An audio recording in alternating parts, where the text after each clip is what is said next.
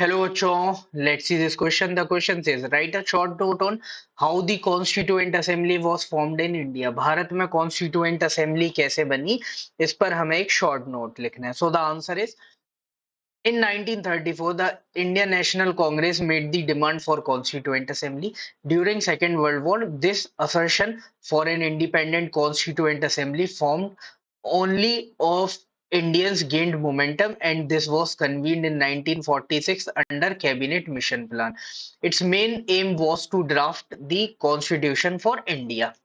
देखो 1934 में पहली बार इंडियन नेशनल कांग्रेस जो उस टाइम की सबसे बड़ी पार्टी थी और लीड कर रही थी हमारे मूवमेंट को, उनने डिमांड की कि हमारे देश में कॉन्स्टिट्यूएंट असेंबली होनी चाहिए।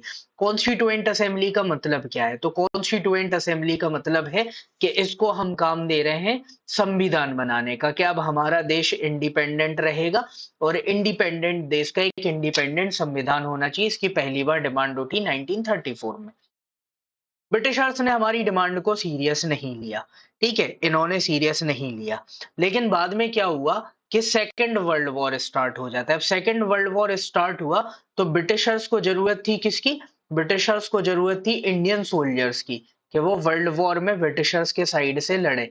अब सोल्जर्स तभी फुल सपोर्ट से लड़ते जब आईएनसी इनको बोलती कि हाँ जाके करो। तो इनको आईएनसी का सपोर्ट चाहिए था, इंडियन नेशनल कांग्रेस का। तो आईएनसी ने ये बोला कि जब तक आप हमें एक ऐसी कॉन्स्टिट्यूएंट असेंबली बना के नहीं दोगे जिसमें केवल इंडियंस रहेंगे, तब तक हम यहाँ पे आपको सपोर्ट नहीं करने वाले हैं। तो सबसे पहले तो ब्रिटिशर्स ने 1940 में बोला कि चलो हम आपको कॉन्स्टिट्यूएंट असेंबली बना के दे देंगे। इसको बोला जाता है ऑगस्ट ऑफर, के पहली बार ऑफर किया कि कॉन्स्टिट्यूएंट असेंबली बना के दे। लेकिन उस टाइम पे इन्होंने क्या बोला कि ये जो कॉन्स्टिट्यूएंट असेंबली बनेगी इसमें ब्रिटेन के भी मेंबर्स होंगे, ठीक है।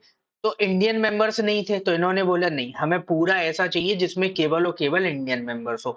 तो वर्ल्ड वॉर खत्म होते होते फाइनली 1946 में ये डिसाइड हुआ कि हाँ इंडिया में कॉन्स्टिट्यूएंट असेंबली बनेगी जिसमें केवल इंडियंस ही होंगे। तो फाइनली 1946 में कैबिनेट मिशन प्लान के अंदर इसको बनाया गया और बनने के बाद इसका मेन मकसद क्या था? कॉन्स्टिट्यूशन को ड्राफ्ट करना। So this is your final answer. Hope you understood it well. Best of luck. Thank you.